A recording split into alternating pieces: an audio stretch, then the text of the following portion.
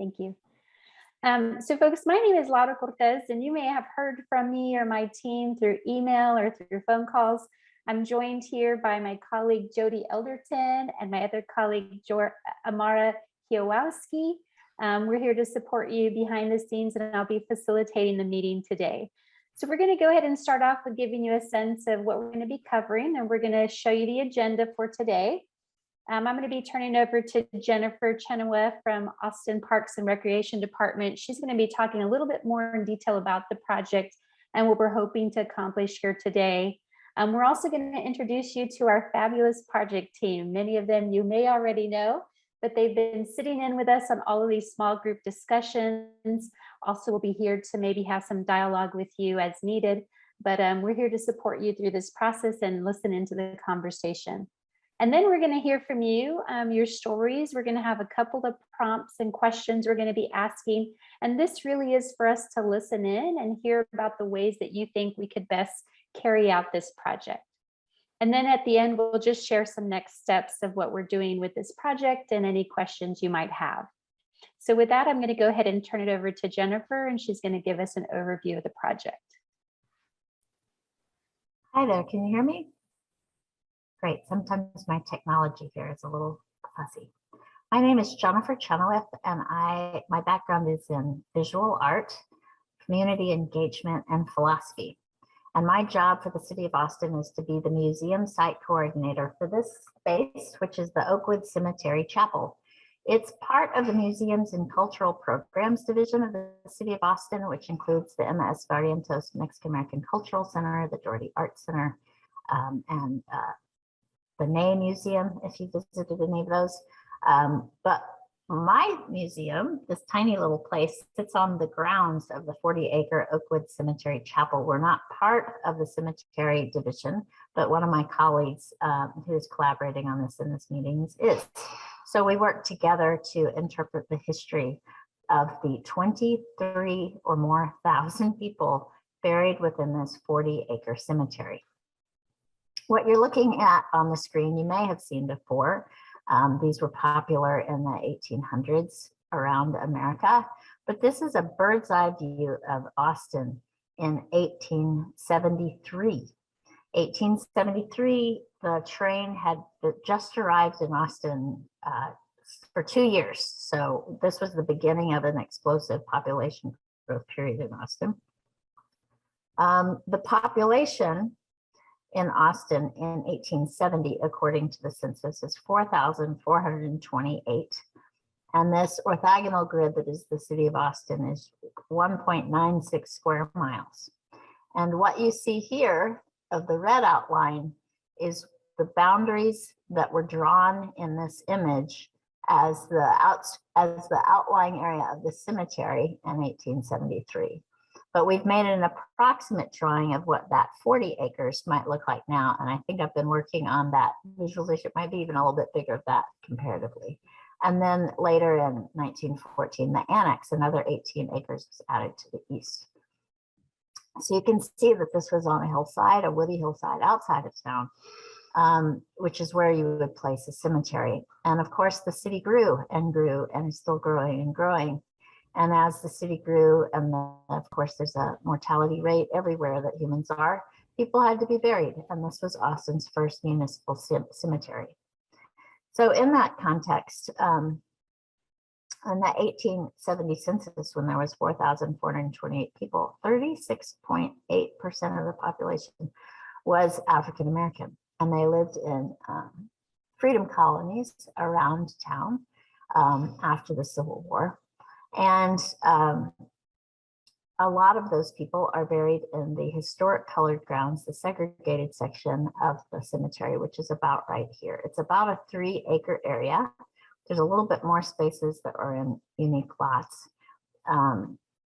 Before the Jim Crow era, in which sales to African-American families were denied at the cemetery, and people were buried in other local cemeteries, including Plumbers, Bethany, and Evergreen, which was later expanded to be a much larger cemetery for the African-American community in Austin, and is one of our municipal cemeteries.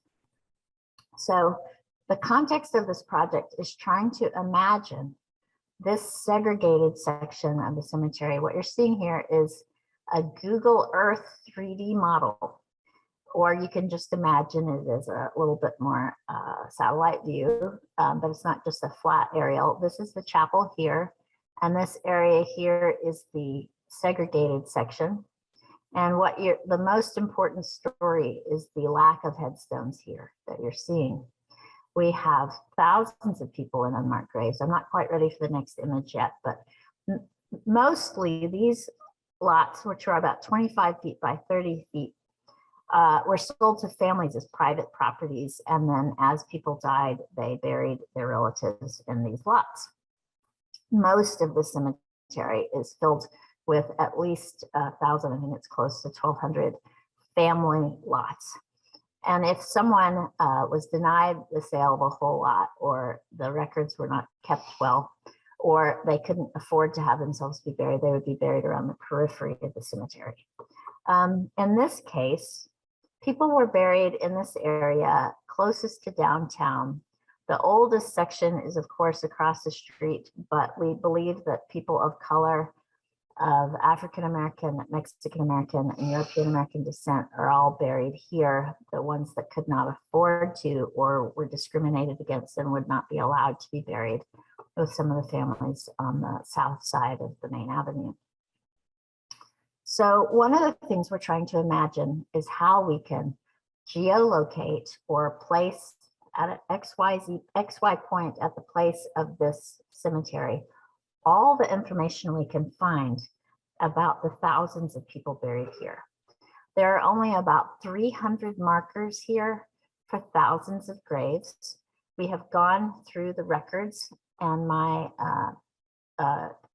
collaborator, Greg Farrar, who's in this meeting, will tell you a bit more about that, and tried to make, and we're still working on it, the best set of records for the thousands of people buried in this section.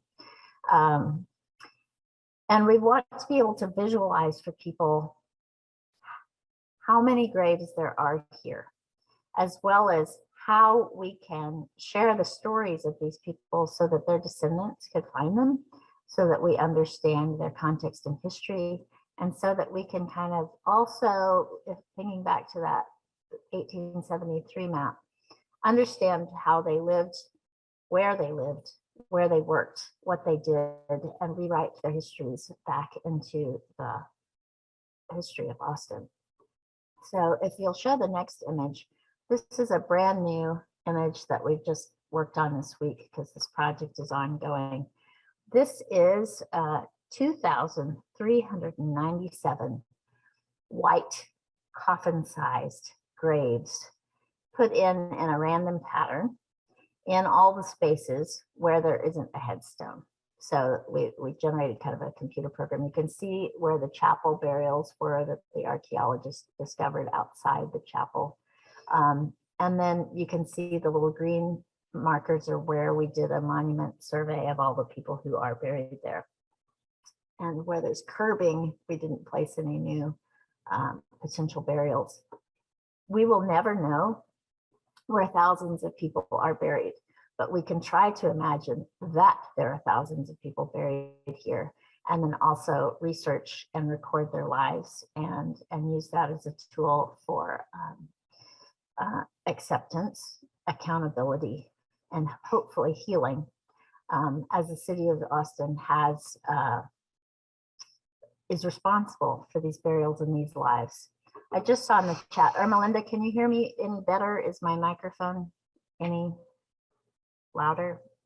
Sorry, it's hard for me to see the chat also. There is something here that says I'm viewing you, and I'm not able to get to my my sound to increase it. And so some of the words are being, there's an X here, but I can't exit.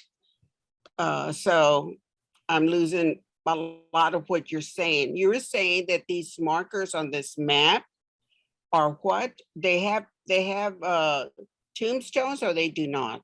The white ones do not, but this is a visual representation of where thousands of people are buried. We will never know exactly where these individuals are located in their graves. Could you hear me better? Yes, I'm trying to X this name here. Your name is coming. I'm trying to exit out and I just can't. So Jody, can you go to audience screen just for a moment so she can see? All right. Is this a little bit better okay. for you? Okay. Yeah, Maybe you thank can you. increase your Oh, there it is. volume, and then if you All want right. to put on mute, you can. Thank Sometimes you, when we're guys. showing sometimes when we're showing slides for visual aids, it goes to a different format. So we're going to go back to that slide and let us know if you can still hear Jennifer. You can hear me okay, right? I can hear you very well, and I Okay. like the chart. And so, but I felt like I wasn't clear at getting everything that Jennifer Clearly. you were saying. I'm sorry, and I'm taking notes because this is No, a no very interesting worries. project, and I Yes, appreciate the city embarking on it. Thank you. you're welcome. And I will say this, there will not be a quiz on the slides. Okay. So if you would like to meet with me in person, I can go over the information again. Happy to do so, but I'm just trying to give you a little bit of foundational information about what we're trying to do. The image of Google Earth is a 3D model. So what we're trying to do is not something you haven't imagined yet in the world, but it hasn't, as far as I know, yet been done for a cemetery. And that's what makes this project unique. So with that, I'm happy to answer any questions, but I'd really like to introduce my colleagues, and then they may also introduce themselves and say hello. But we have Caitlin Hill from Cemetery Operations Division.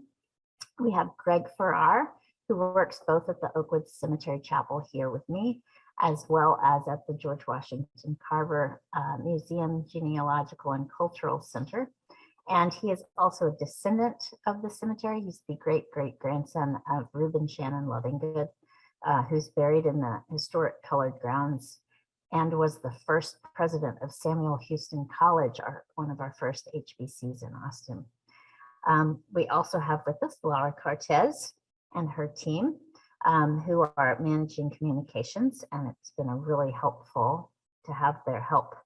And Dr. Maria Franklin, who's a professor of anthropology in both the anthropology and African diaspora studies program at the University of Texas at Austin. And she was one of the consulting archaeologists for the All Together Here project of the chapel burials. And I'm just thrilled to be working with her and Dr. Tara Dudley, who is a historic preservationist and teaches as on the faculty of the University of Texas School of Architecture. And I met her when she visited the cemetery looking for a Black stonemason who is buried here, and have been working hard to raise funding to make these projects happen, to have her expertise. And it's a thrill to be working with them. Diana Hernandez recently graduated from the UT School of Architecture's master's program and is working on preservation for Mexican American cemeteries in Travis County. And she brings a really unique perspective to this. And you won't hear from me so much the rest of this meeting other than to answer some questions. If you have any particular questions that only I can answer. But I just want to thank you for your time and for trusting us with the information about your subject matter expertise and your ancestors. It's a really valuable opportunity to try and create a unique project of remembrance. Thank you, Jennifer. We're going to have an opportunity for the project team to say hello. They know some of you personally, but I want them to just share a few words before we get started into the questions. So anyone on the project team that might want to say a couple of words? I'll start. Thank you everyone for being here. We look forward to you sharing your knowledge, your perspectives on what should happen with this project, what stories should be told that need to be told. I'm going to thank you in advance for your bluntness, frankness, and honesty in sharing what you feel is important about this project and what should be done. Hey, all, just wanted to say good afternoon and thank you all for being here. We really appreciate it. And I'm proud to be able to help out as much as I can. And I'm looking forward to hearing what everyone has to say. So thanks for being here. Absolutely. Thank you all for joining us this afternoon and your contributions to this project and different voices as we continue to communicate and find a way to appropriately honor individuals interred in the colored grounds and really expand on that history as part of the cemetery and the city's entirety. The history of the city and the cemetery in their entirety are really important. So thank you for joining us and taking time out today. Just wanted to thank everyone for being here today and giving up your time.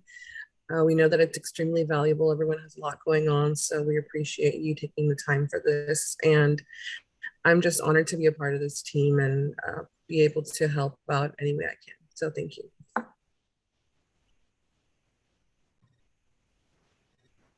Wonderful. Well, with that, we're going to go ahead and get started. We're going to start with some opening questions, but also each of you come from a different perspective. We have today what we call our mixed focus group or mixed small group discussion. So some of you are community members or representing certain organizations. Some of you actually have descendants that are buried here. And so we know the conversation is going to be rich. And it's kind of going to come from different perspectives. So feel free to share what you would like. But when we started this project and we were considering the questions we were going to be proposing just to get the conversation going, we wanted you to introduce yourselves. We wanted you to share where are you from and what organization or what are you representing today as a member of this focus group. So we'll let anyone start who would like to, and we'll just kind of go in order. Whoever's left at the end, I'll keep track. So you're welcome to unmute and share your name, where you're from, where you were born, and what you represent today. Hi, I'm Laura Knott. I am very familiar with Oakwood Cemetery. I was taught a class in cultural landscape preservation long ago. It's been over 20 years, right, Tara? And we were together in that class and did the first take on a cultural landscape report for the overall cemetery. And I think back on that, and I haven't looked at the report in a really long time, but I'm sure we only began to scratch the surface in our discussions of the unmarked burials. And we were very touched by that. And I have some great photographs of some beautiful markers that were made from available materials, sort of non-traditional markers that were made from materials gathered around. There's one that was made from I believe it's a portion of a Corinthian capital from some building that had been torn down that was really beautiful and marked on the base. So anyway, and then I've been gone from Austin since 2005 and was fortunate to be on a team to do the Austin Cemetery Master Plan. So got to go back to Oakwood and some of the other cemeteries to visit and to do some assessments and to the master plan. Right now I'm working as a historical landscape architect. I have my own firm in Charlottesville, Virginia, and have done a bit of work on historic cemetery preservation. And I wanted to thank Laura for inviting me to be part of this group. Unfortunately, I couldn't come to the first meeting, but I'm glad to contribute in any way that I can in this effort and those coming up. So I'll stop with that. Thank you. Thank you. Thank you for being here. All right. We also had someone join us by phone. So I want to acknowledge we have somebody calling in by phone. We have you on mute right now because you were not unmuted, but we will unmute you or you could we'll let you talk towards the end. So we're going to go ahead and who else would like to introduce themselves? I guess I'll jump in. I'm Bob Ward. I'm the chair of the Travis County Historical Commission, and also an archaeology history steward with the Texas Historical Commission and on various other boards like Preservation Austin and the Austin History Center Association. I guess the focus that Travis County Historical Commission is looking at is we're pursuing looking at cemeteries, not only African-American, but even Mexican-American and other cemeteries out in the county, because cemeteries are, of course, an indicator of settlements. And we're pursuing trying to find some of the freedom colonies that are spread across Travis County. So right now we're working out at Park Springs in Manor. We have a project out there looking at a previously unknown freedom colony at the Hayden Springs site, and the Mount Salem Cemetery up north, and the St. Paul Cemetery. Yeah, there's all kind of cemeteries spread across Travis County that we're working on. So also I have a lot of knowledge on. I was the tour guide at Oakwood for many years, so I've got Oakwood, got a lot of contact with Oakwood. So that's where we're coming from. Wonderful. Thank you, Bob. Yes, I'll jump in. I'm Patricia Calhoun. Hi, Tara. It's good to see you again. I'm in the Rogers Washington Holy Cross Neighborhood Association, a recent, fairly recent historic district, and I have been working with Preservation Austin on some projects, and just recently uncovered a bit of information about my own family buried in Bethany that I did not realize. So I've just had an interest in the various cemeteries, and just wanted to get additional information. Wonderful. And thank you for keeping us on our toes about the invitation to get you on here. So thank you for that. All right. Who else do we have left here? Susan? Yes. Can you hear me all right? Yes, ma'am. I have a barking dog in the background, but I am actually, I should have probably been on Monday's webinar, but I was unavailable to do so.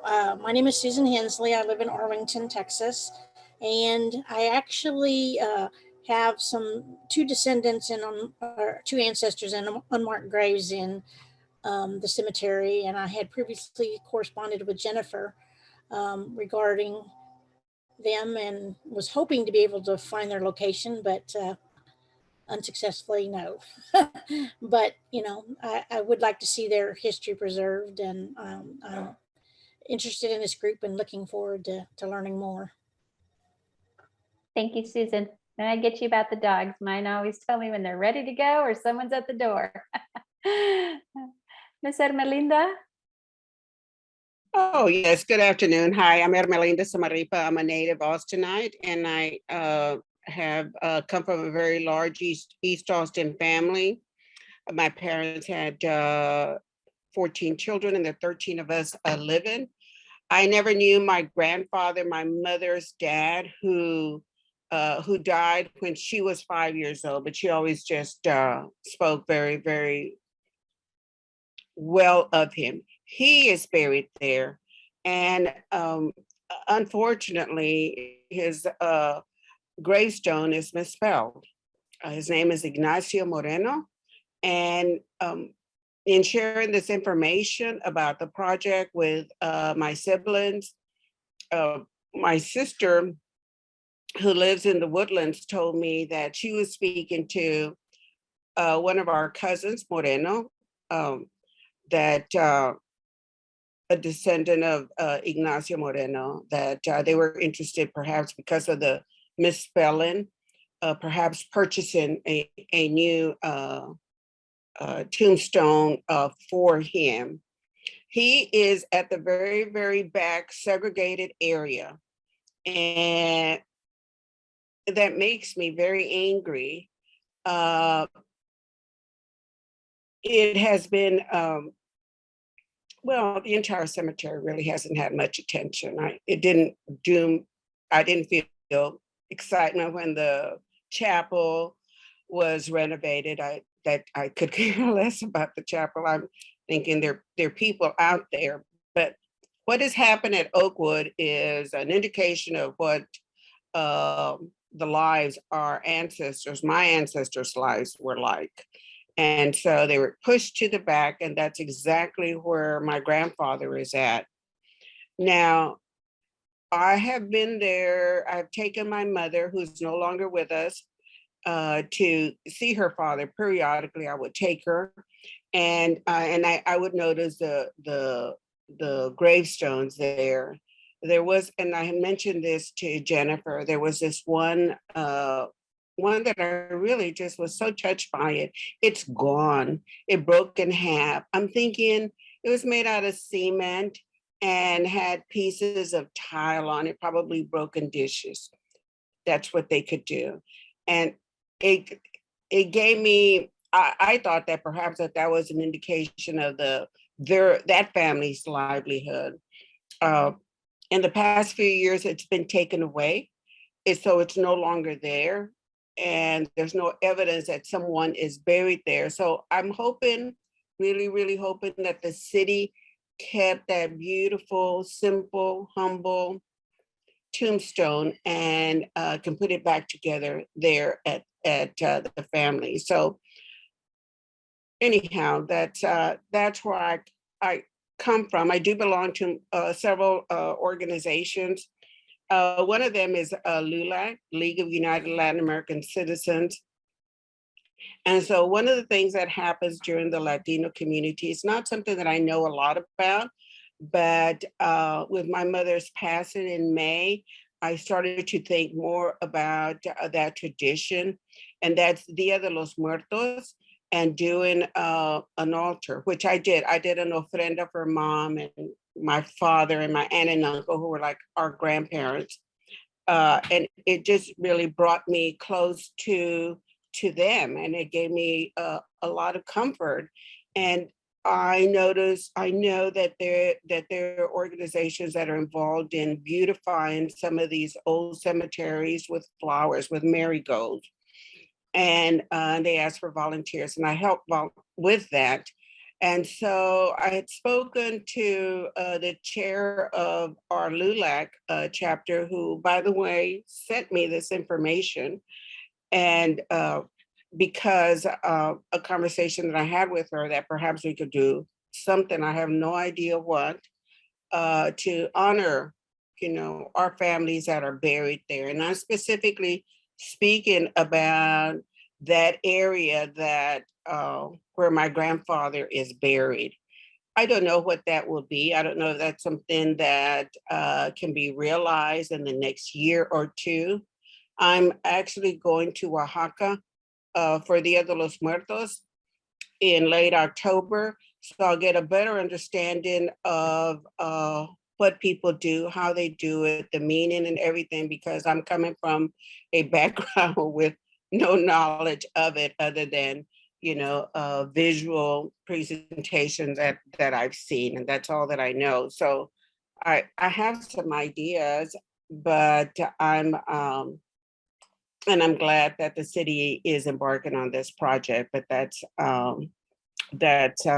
where I'm at with that. I did submit a photograph, the only one that I know of my grandfather with my mom as a little girl, and then her younger brother there when he was a baby. And I sent that to Jennifer. So that's there is some interest in our family, but how far that'll go, I just don't know. But I'm very happy that attention is being paid to the people that are that are buried there, because they need to be remembered. They had some of us had very, very difficult lives, and so I want this to be a project that will be good, and that I can participate in, and hopefully bring other people in, and together come up with something where that is more visually appealing than what it is now. But I am very worried about that tombstone, that with the cement and the tile, what happened to it?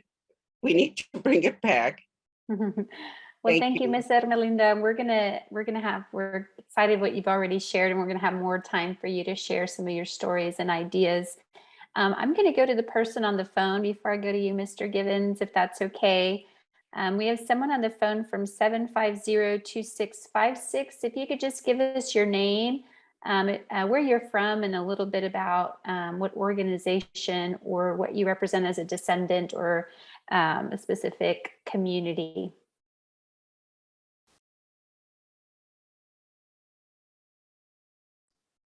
Jody, can you unmute? Cortez. There we go. Ms. Hey Cortez. there. Yes. Stuart King from King Hills Mortuary. How are you? Awesome. Thank you for being here. Yeah, I want to say hi to my neighbor, Miss Calhoun. Hey, Pat.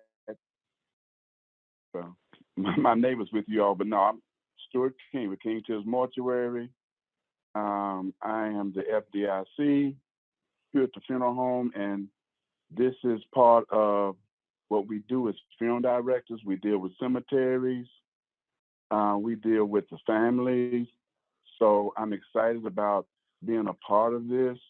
I feel like funeral directors and funeral homes are stakeholders in this whole process. So I'm just excited that something is finally being done, especially I'm proud of Travis County for their preservation of these old cemeteries that are all around Travis County that we go to quite a bit in the country that are still in Travis County. So I'm just excited to be a part. I want to be a part, and congratulations on putting this together, Ms. Cortez. Thank you, Mr. King. We're glad that you're here. Thank you so much, and your voice is very much appreciated. And we're going to keep an eye on your phone as we move through some questions. So thank you for being here. And I think one last person we have, Mr. Givens. Hey, everybody. Dave Givens from Jamestown Rediscovery, the Director of Archaeology here. And we, of course, are focusing our archaeology on the first permanent English settlement. But the site is a multicultural site, as it turns out, after the many, many years of excavating here. And I come to you from former Paspahegh Virginia Indian lands, and that's something we're recognizing this year, for sure. So I suppose have been invited to the group. We do quite a bit of community engagement with African American burial grounds in the Tidewater area, volunteering to use geophysics or non-invasive tools to find limits of burial grounds, and also with tribal members in our area. We face, as many in the United States, we face sea level rise, climate change issues. So a lot of our communities have shared history, and we often work towards common goals of resiliency and history. And so we've had good success over the past few years, and the goal is twofold. One, to get better at our jobs as dirt surgeons, and the second is to get better at engaging with the community and becoming leaders in preservation and identification of buried resources like what you guys are facing. So I'm happy to be part of the group and lend advice where I can. Wonderful. Well, thank you for being here, and thank you everyone for sharing a little bit about you. I think it's important as we come here to acknowledge the history and who you are and what voices you're representing. And so with that, we're going to go ahead and get started with our discussion. We have 7 of you here. This is our largest group. We want to have an opportunity for everyone to have to be able to answer questions or provide their feedback. So we'll keep that in mind as we're moving along.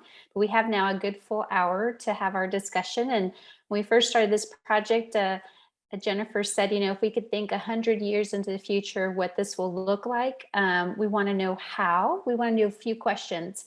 How we want to tell these stories and what should be contained in these stories. And so those are kind of the 2 questions around this conversation. And we'd love to just turn it over on how you would see us honoring the stories of the historic colored grounds in Oakwood Cemetery. What do you think would be the best way? Or if you want to start with a different conversation as to what lens this should be told in, we've often talked about, should it be done through the neighborhood lens, Austin lens, all different lenses that can tell the story. But these are just guiding questions. And so we're going to open it up. We're going to put our Zoom on mute and listen to the conversation. We'll allow it to organically move around as you're talking, and we'll interject as we need to move along questions. So we're going to open up with that. How do you think the story should be told, and what should be contained in them? Possibly what lens it should be told through.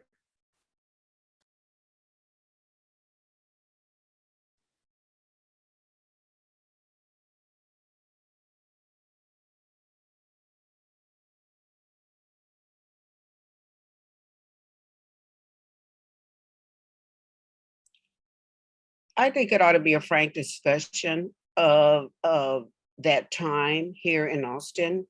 We like to think that we have moved forward in many ways, but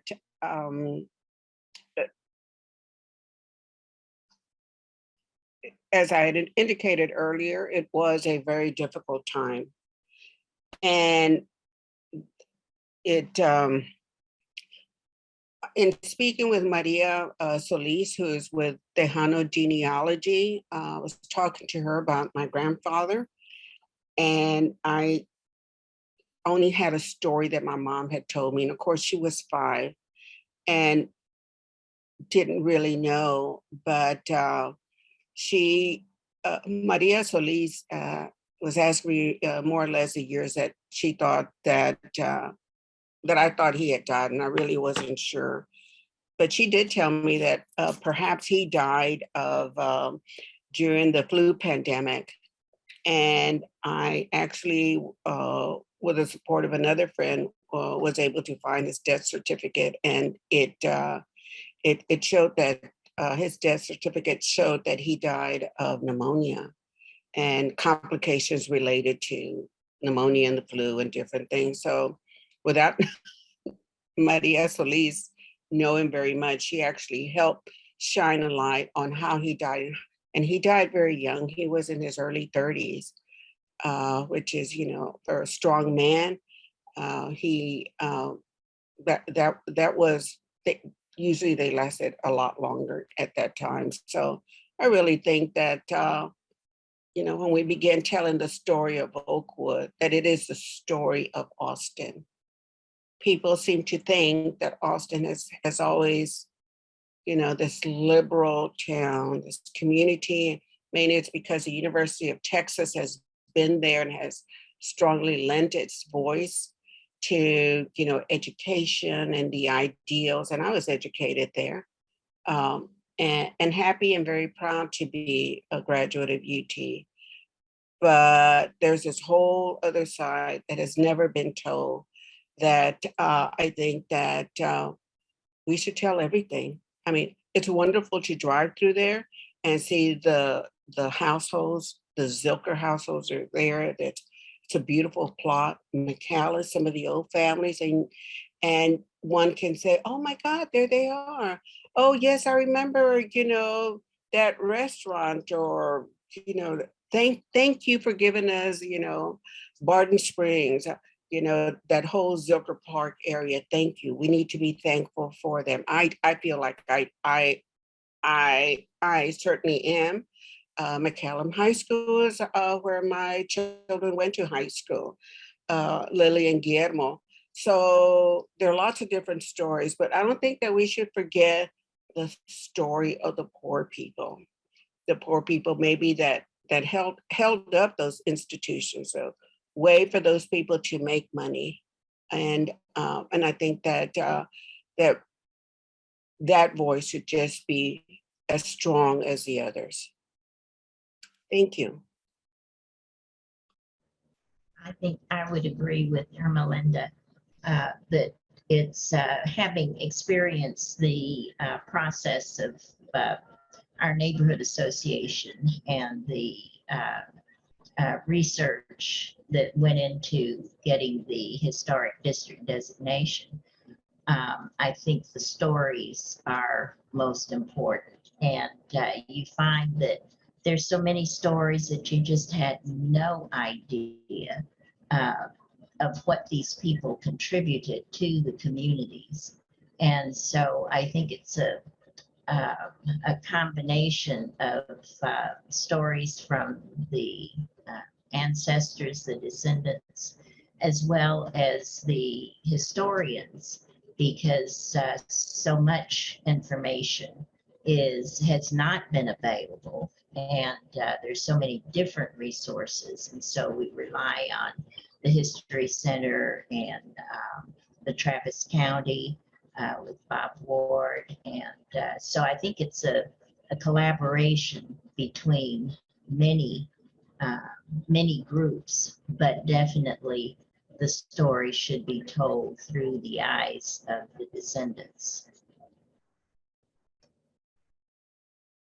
And, you know, we really have a really multi-tiered story to tell, even among the different groups. The African-American section has some very notable people, the Hollands, the Givens, there's some very notable people, but then like they have pointed out already, there's a mass of people that we don't know their story, and it needs to be told. So I can see a multi-layered approach to telling the stories, pinpointing some people, but we've got to tell the story of everybody, of all the people that are buried out there in that section, in all the sections. I guess the Mexican Americans seem to spread out more in the periphery and other areas. Is that correct?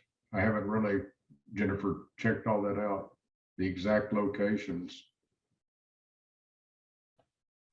We have an exhibit about that called Caminar, and we show where some of the known locations are, but there are also many in unknown locations.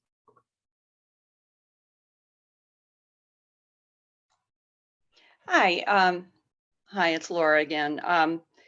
Yeah, I was really happy to hear Merlina talk about the stones with tiles, because when we did our survey for the master plan, we found stones like that in at least 3 of the cemeteries of the municipal cemeteries, and they're fascinating to me. And I would love to see someone really dive into the story behind those. They're fascinating. But anyway, that's just an aside, but I wanted to share with you what's happening in Charlottesville right now. There's a traditionally African-American cemetery not far from me called Daughters of Zion Cemetery. And there's a group that's gotten together, and the head of that group operates a Facebook page, and she continues to do research into people who have been buried at Daughters of Zion. And pretty much you can see from an aerial photograph, Daughters of Zion has about as many markers as the African-American section of Oakwood. So you know that there so many of those graves are there that are unmarked. Most of the graves are unmarked. But what they were able to do was to have an archaeologist do a GPS, ground penetrating radar, GPR that is, survey of that, so that at least they could locate where the graves were. And then she has been slowly accumulating information by reading old copies of old newspapers and posting articles or obituaries that say this person was buried at Daughter of Zion, because usually they will say that. And so at least there's information. If they don't know exactly where that person was buried, there's information out there to the public about the people that were buried there, if not their exact location. And so descendants are able to go out and to honor their ancestors at that cemetery. So I just thought I'd share that that experience.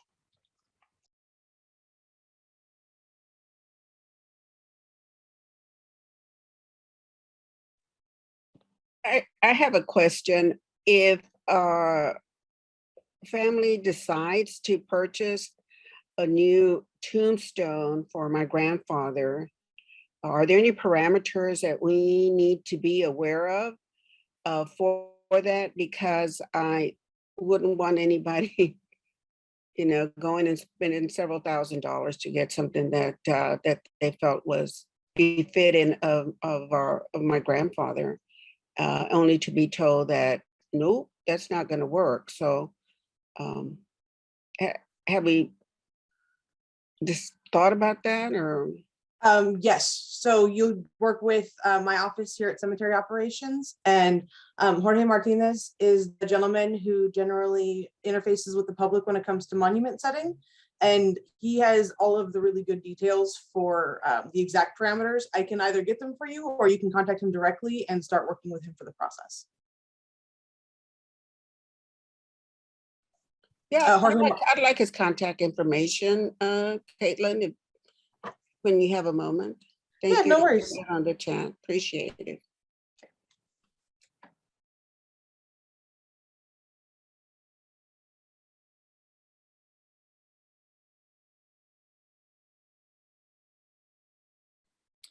I'll ask a question. Because there's a mixed group, a really good mixed group of descendants, stakeholders, and folks with expertise working with cemeteries. Who should be driving the sort of the storyline? That is, Jennifer has to create all of this for the public and to honor and commemorate those who are buried. And, we've been getting different kinds of feedbacks. Some people, have been kind of upfront saying that it's really the descendants, especially those people who have family members buried at the cemetery, who should be the ones who determine the storyline. I'd like to hear some feedback about that.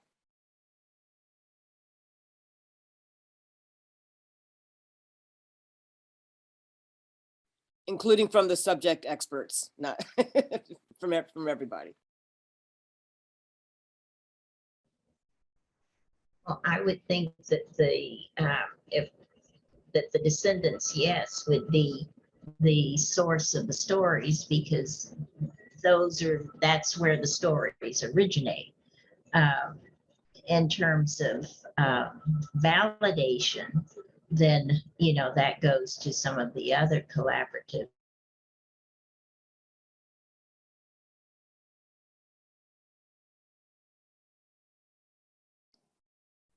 Oh, we might have lost her on a freeze there. Ms. Calhoun, can you hear us?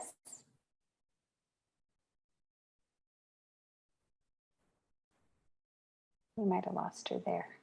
Hopefully she'll join back on. Jody, can you keep an eye on her in the lobby? Okay. I can jump in real fast, just in case she comes back. I know, just a good kind of frame of reference is if we're talking to someone who is coming to Oakwood for the first time, has never been there, doesn't know anything about Austin, maybe they just moved here, maybe they're just visiting. What would you tell someone who has no context to any of this? And that's kind of how we should, I think, frame the story, is that we want to tell it to someone who, doesn't know anything at all. So that if we can explain the story to someone who has no reference or context, and they can learn and understand, then we've done the story, I think, justice. And so going from the perspective of someone who might not know anything and wanting to make sure we touch all the bases, and to hit all those kind of key points, I think is kind of the most important thing.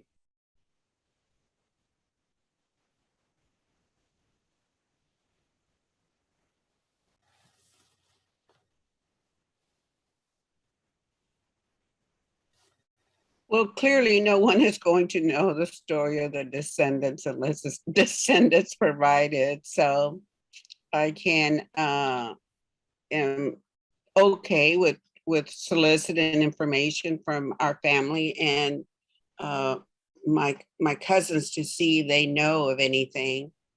And I'm happy to do that on behalf of our family. But I might be able to help the project if I know who else is buried there. There are really large families here in Austin. And I know a lot of the old families. And so I could, start contacting them to see if they know. I mean, they may not know, which is why I asked earlier in the chat, isn't there a role that says, I mean, surely if somebody is buried somewhere in a cemetery, there ought to be records of who's buried there. And having that list of names and perhaps the years, one could go there and say, oh yeah, I know that family, or I wonder they're related to so-and-so. I mean, I was thinking maybe that might be a good place to start. And so depending on my time, my availability, and my health, I help, some. And Ms. Ermelinda, we can help you. A part of our job is to make sure we reach out to folks. So if it's easy for you, you introduce us, or I can help you with that lift of inviting them to make sure they can be part of this project. So just let me know. I wanted to suggest that I don't know if you, Laura, if your team has looked into the outreach process that we use for the cemetery master plan, but that was a really successful process of getting in touch with people in different, because we were dealing with 5 different cemeteries, we had different areas of town where we really needed to have local feedback and make it easy for people to come to meetings. Different times of the day, different days, so that someone who works on the weekend could come to a weekday meeting and vice versa. So you might want to look into that if you haven't already, because it was a very good process and we got some really great input for that. That's great, Laura. Thank you for that. I think it's going to be, once again, important to tell the individual stories, but it's also going to be very important to have narratives to tie it all together, because a lot of the descendants can tell you stories of their family at this certain time, but to weave the whole thing together is going to require someone to overlook.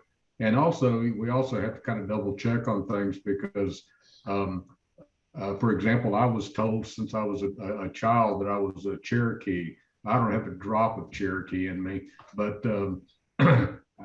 if you ask my grandmother and everybody else, they swore to God that we were Cherokee. Well, we're not. So we have to kind of look at that too. But so we have to take some stuff with a grain of salt, but we need someone to kind of look over and tell the whole story and not just some little snippets. Use those to highlight. That's my 2 cents.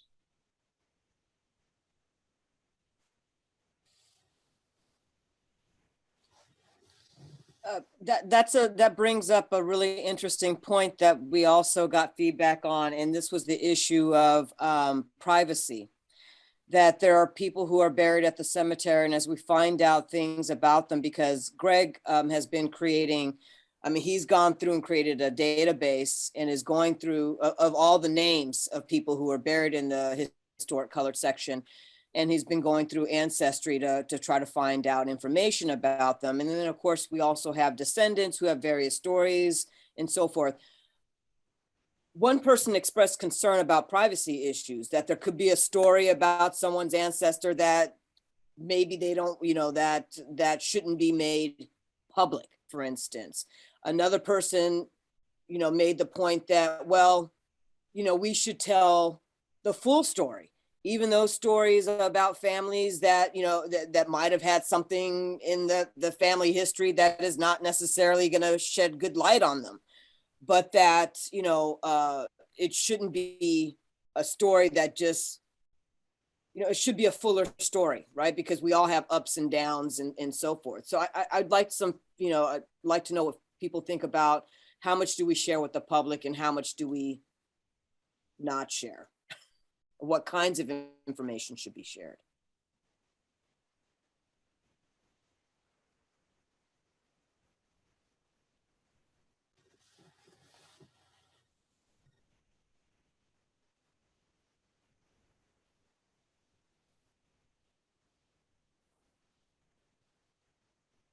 Will the families get a chance to read whatever narrative is they're included in?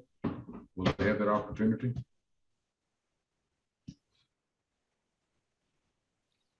I would think so.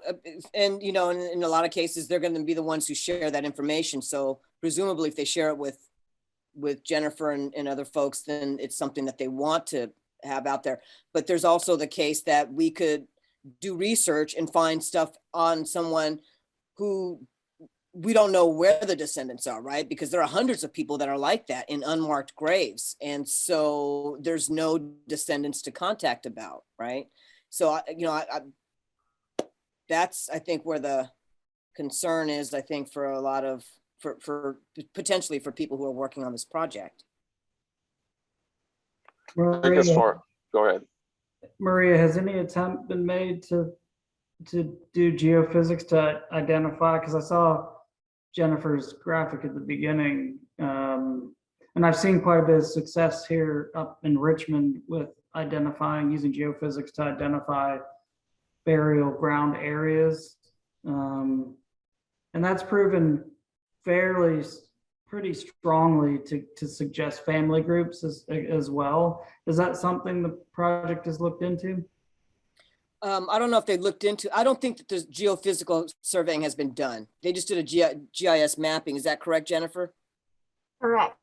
Mr. Givens, I'd love your thoughts on what types you've used and what has been successful, if you are recommending that we do that here.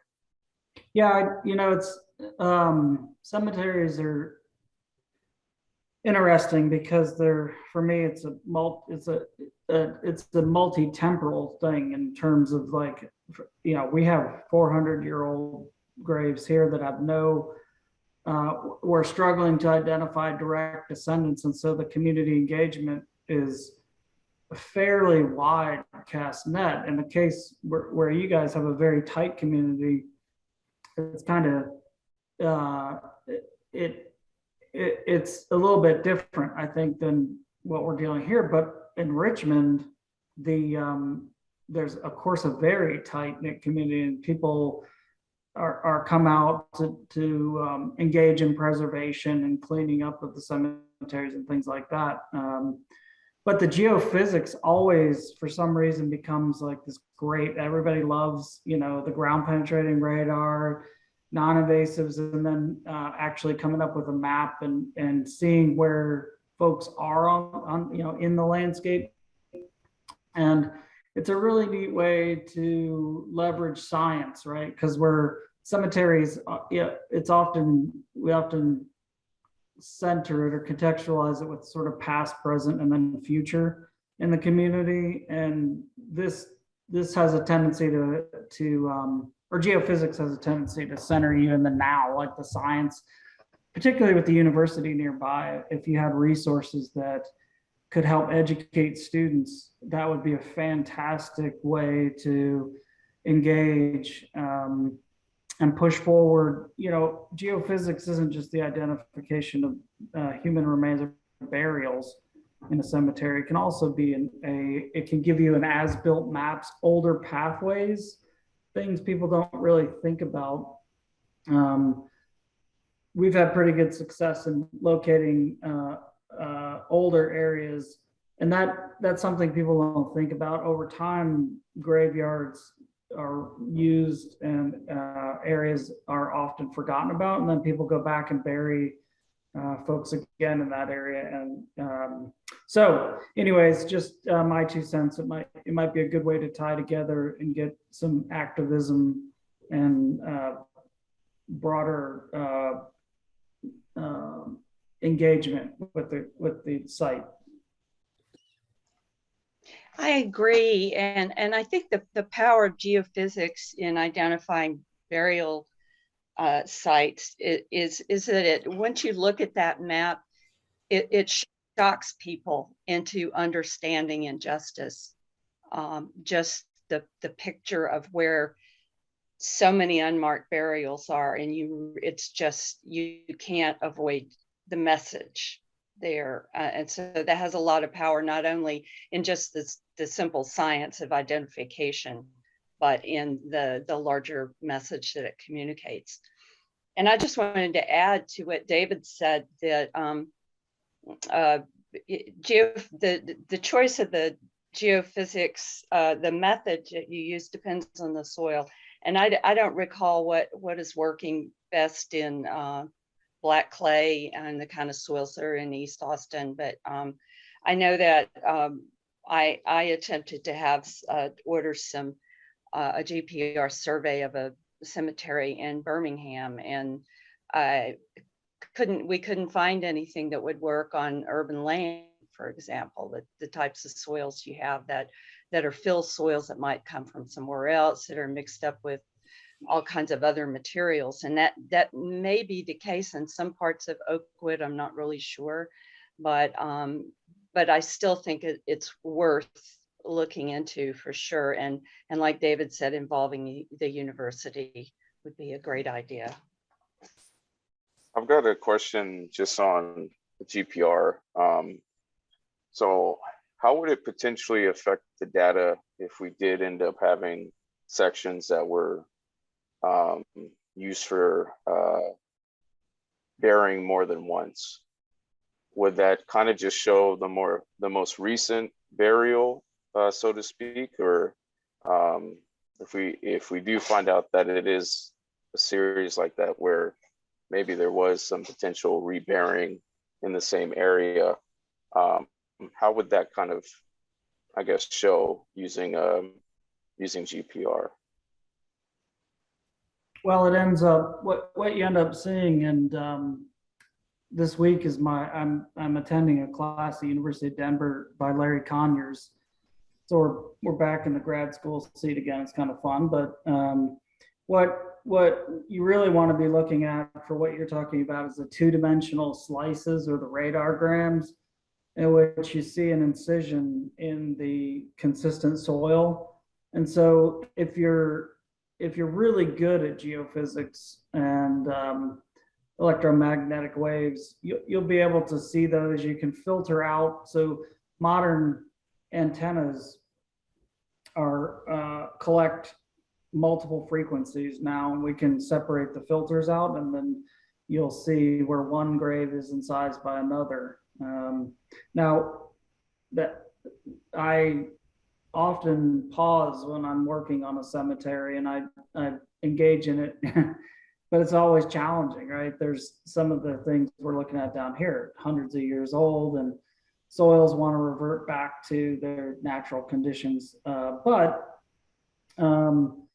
the key is that, and we were taught this in school, like, don't even bother in the Tidewater, Virginia, you're not going to see anything. But it's quite the opposite, because we have radar works on the differences of reflectivity of objects and in soil or in geological context, but also it's all about water, like how much water is in the soil. 100%, it's dependent on that. And so we've had, decent success sort of planning a couple days after a rain, and this is why, because the natural geology or the soil conditions around in the cemetery will sort of drain out, but the graves will hold water longer, and that changes the dielectric constant, or the relativity, the permittivity of the soil, and so then you're seeing those differences. But it does take, you do want to choose the right people to do it, because I've encountered this. People say, "Oh, radar doesn't work," and it's because they don't have the experience working on cemeteries and things like that. And that's why we've really pushed to volunteer when we can on other sites, to not only bring to bear equipment that we have, but also get better at understanding what's around in our community and how to get better at interpreting that for people that need help. Unfortunately, radar is expensive. That's why I mentioned that the university route and working with either the archaeology or geology department if there's one. But it does, you do see stacked, to answer your question, stacked images, stacked incisions and planar surfaces, bottoms. I don't know anything about burials in Austin, what people were buried in traditionally. And so that would also play into your planning process.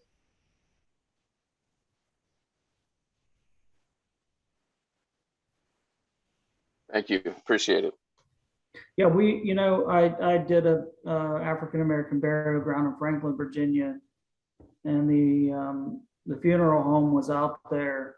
And as soon as they showed up, I walked over and I said, "Tell me about the soils. They have to deal with it." And he let me know, and that sort of calibrated my understanding of the geology. And it was a flood zone of the Nottoway River, and they were encountering flood areas where small pebbles and rocks had come up, and then there was sand, and all of that plays into it. And so that's sort of it does involve a really broad community when you're engaging in this kind of work.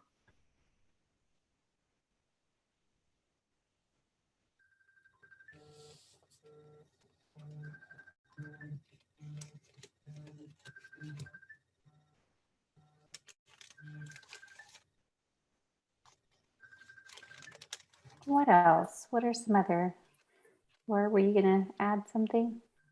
Okay.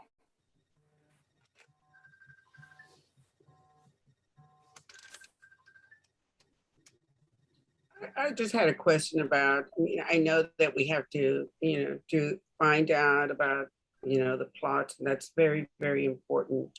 We need to honor that. But I was, am concerned about the beautification of the cemetery. It could just be a beautiful place, with nice grasses. The roads need to be rebuilt. And then, just more trees. Things like that. I'm just wondering, am I like 10 years ahead or what? But that's where I'm at right now, is not only gathering the information, but beautifying the place. It's right there in Austin, middle of Austin. I mean, even part of the edge of downtown. Thank you. I think one thing that I'm excited about is that as we try to do outreach and find other descendants, that there's a higher probability that those descendants, maybe they don't even know that their ancestors are buried there, and maybe they do have the location, they do have markers and things. But I think the prospect of finding more descendants that maybe they know exactly where the marker is and it's just fallen over, and they're like, "Hey, I want to sponsor resetting my great grandfather's headstone," and really trying to outreach to those descendants, because I know it's a lot easier to do that for your family's lot, as it is technically private property to whoever your family is. And so I think the outreach in trying to connect descendants would probably play a huge role in that, as far as finding the right people who want to restore their family's lot or maintain it.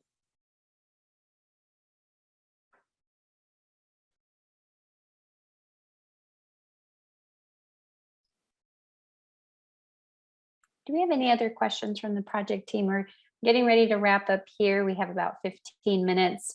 Or is there a topic that we didn't cover or ask, or is there something missing that we haven't asked that you would like to share with us today?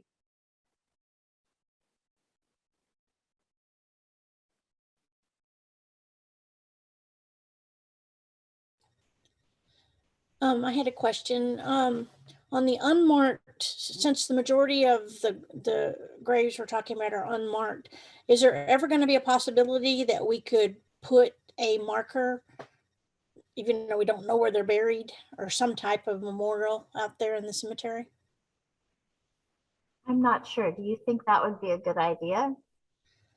Or at least have maybe something generic, for those people that are buried out there, if their descendants want something. I mean, I personally would want them marked, but not necessarily not where they're at, but at least something to show that, they're there.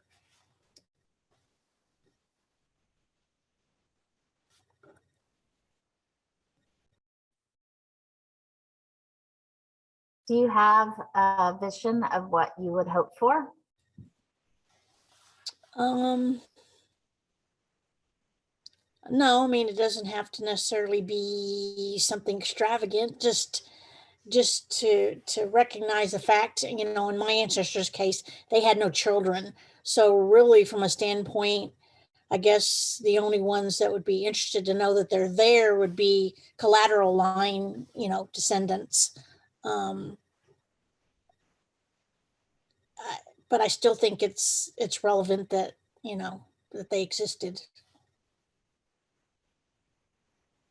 And this is from, they're from a family that came prior to 1836. So, it's, even though they weren't famous or important or anything, they were early Texas, pre-Texas settlers.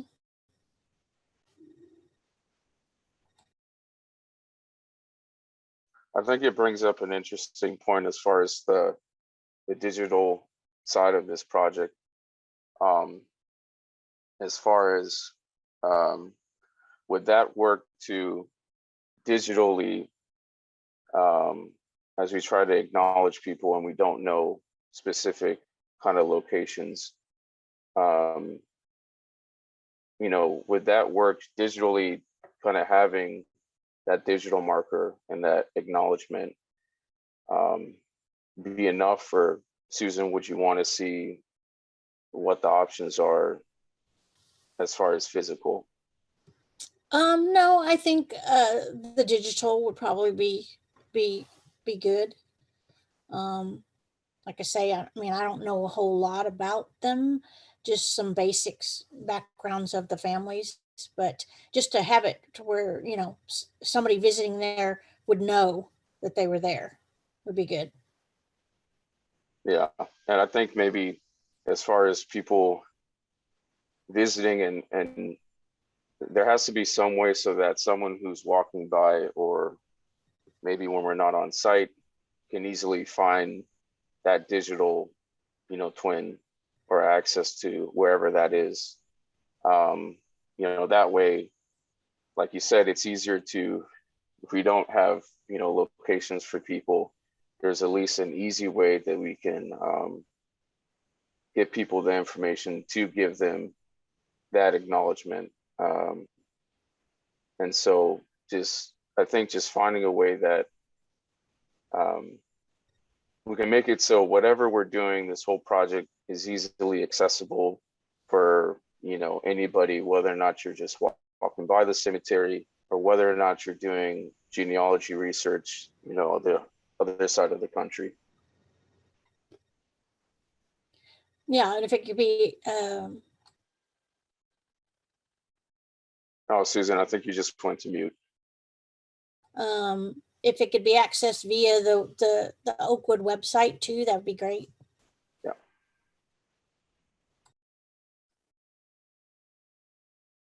Thank you, Susan. Some good ideas, some good questions, good thoughts to bring forth.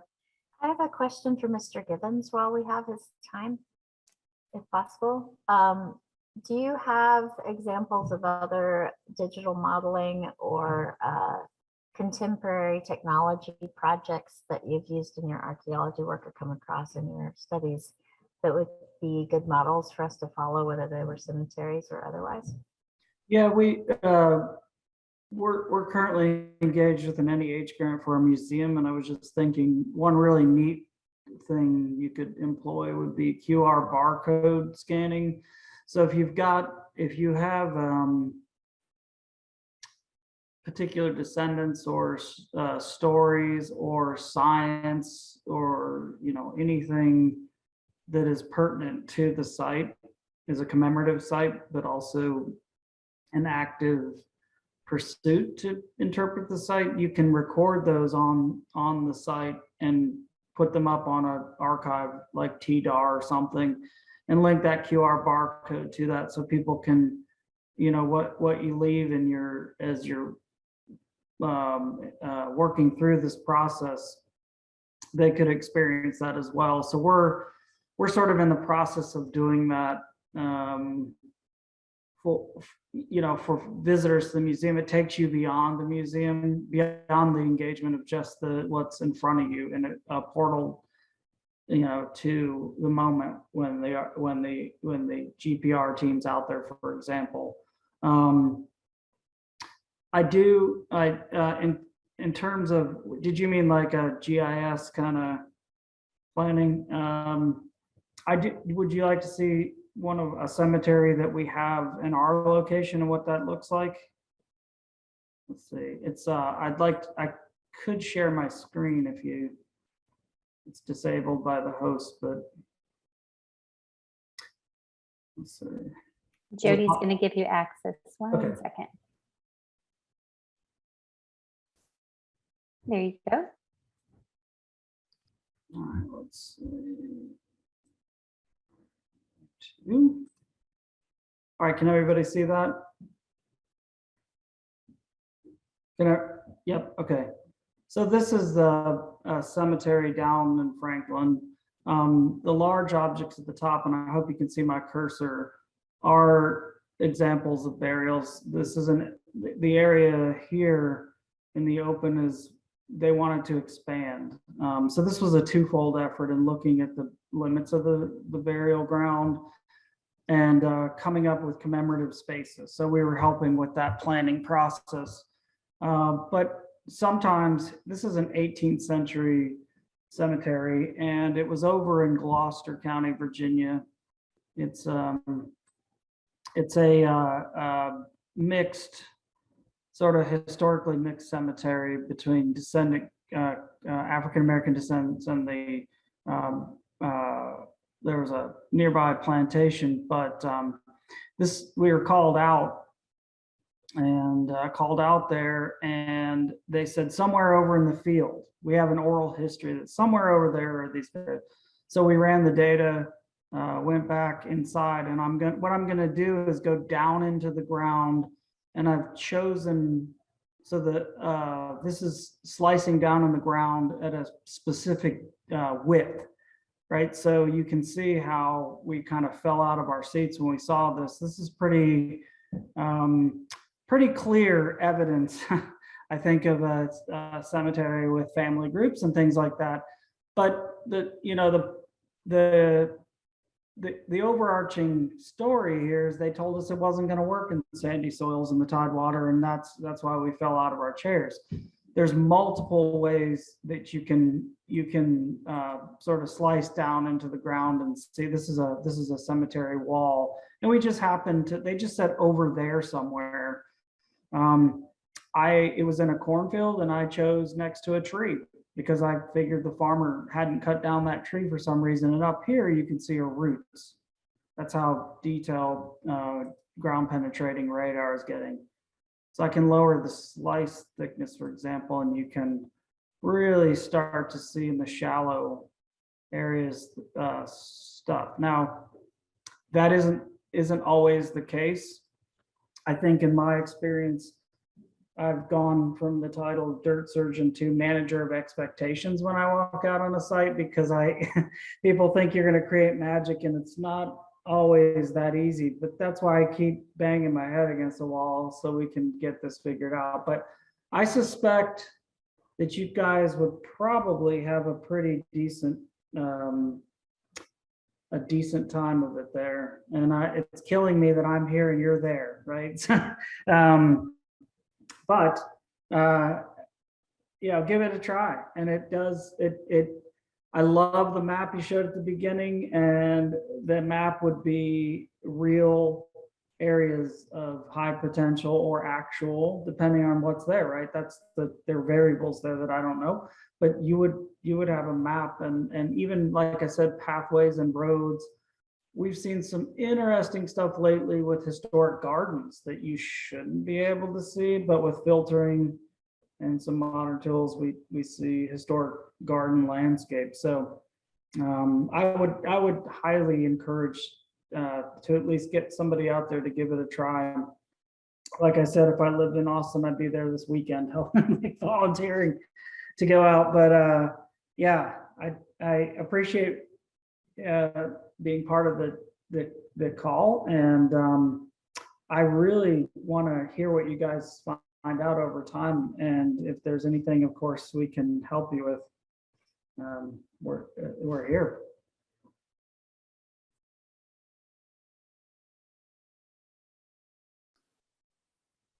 All right. Well, with that, we'll just share next steps. I know if you would like to, Jennifer, share a little bit about the oral histories, and then we can wrap it up.